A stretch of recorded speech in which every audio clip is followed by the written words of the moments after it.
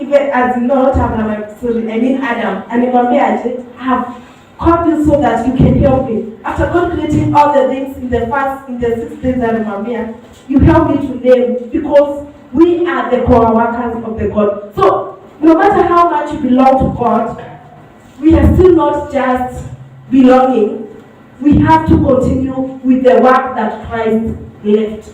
And as we know, we are living we say that Jesus left the work. Man, difficult for him to go above, and he left us, and I and you, we are being called to continue for the work that God called us.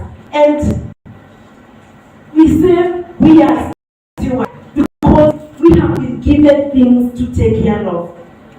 Adam alikuwa ameachiwa named and even to take care of the creation of God.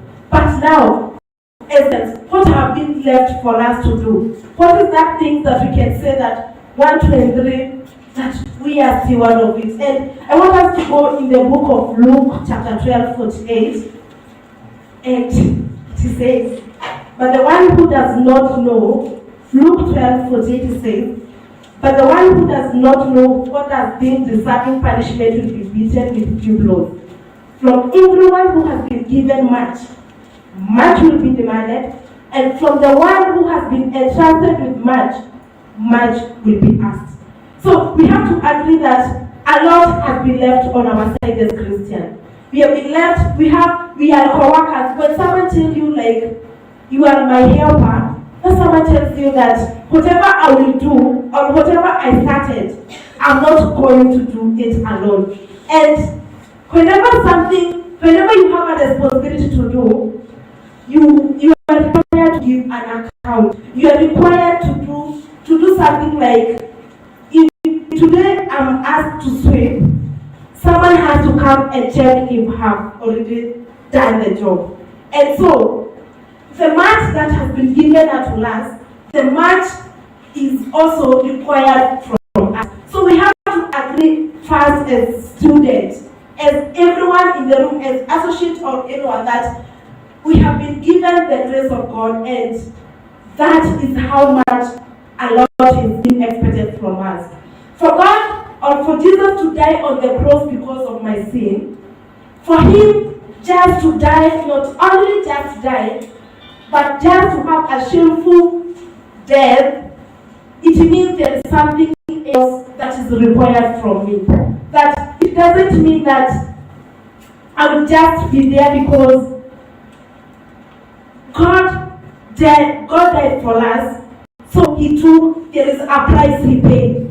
And so for that, we have something else we are going to give on account of. And one of the things that we are privileged and we are enjoying as Christians is the grace. And we can see in Ephesians 1:5, and it says that he predicted, that is Ephesians 1:5, it says, he predestined us to be adopted as his sons through Christ in accordance with his pleasure and will. And verse 6 says, to the praise of his glorious grace, which has freely given in us in the one he loves. And so, as you can see from verse 5, it says, it is by grace that God adopted us to be the sons. I'm not just a somebody in the presence of God. I am more, I am higher. And for God to adopt me, that's why I say I am born again, and not because I did a lot. It's just because by the grace of God that I am born again. We need to work for it. That is one of the things that as a Christians we are supposed to be, I think tunafaa to scare proud kidogo, but remember, anything that has been given to us, we have been entrusted that as much has been given unto you, still the much is required from us. And so there is one thing, as being saved by the grace, we cannot say now we can assume grace every time. Yes, the grace was enough for us to make him and I to be saved. But the same grace is able to maintain us. But that doesn't mean I can go and sin and say, the grace of God will be sufficient.